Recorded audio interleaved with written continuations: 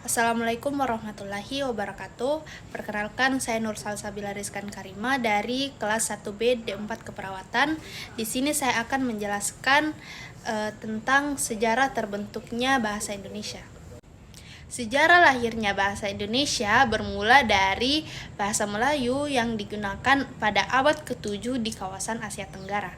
Penggunaan bahasa Melayu dapat dibuktikan dari sebuah prasasti di Palembang tahun 683 yang penulisannya masih menggunakan bahasa Melayu. Sejak saat itu, bahasa Melayu telah dijadikan sebagai bahasa sehari-hari oleh rakyat yang tinggal di Selat Malaka. Namun, seiring berjalannya waktu, bahasa Melayu mulai beralih fungsi sebagai lingua franca atau bahasa perhubungan antar golongan, pedagang, dan kerajaan yang terus meluas di Nusantara. Perluasan ini terus berlanjut hingga abad ke-17 ketika Belanda menduduki Indonesia. Memasuki abad ke-20, rakyat Indonesia merasa butuh sesuatu untuk mengikat mereka sebagai bangsa yang bersatu.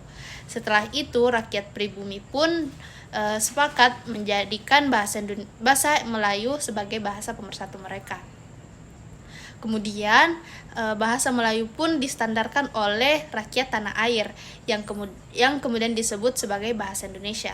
Bahasa Indonesia kemudian resmi menjadi bahasa persatuan atau bahasa nasional pada 28 Oktober 1928 bertepatan dengan Sumpah Pemuda.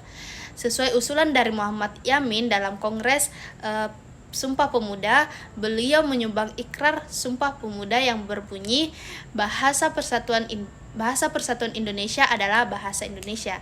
Bahasa Indonesia sebagai bahasa persatuan diartikan sebagai bahasa yang digunakan oleh rakyat Indonesia untuk berkomunikasi antar sesama. Itulah alasan bahasa Indonesia berperan sebagai bahasa persatuan. Selain menjadi bahasa nasional, bahasa Indonesia juga menjadi bahasa internasional. Bahasa Indonesia sebagai bahasa internasional dirancangkan dalam Kongres Internasional 9 Bahasa Indonesia di Jakarta 28 Oktober sampai 1 November 2018.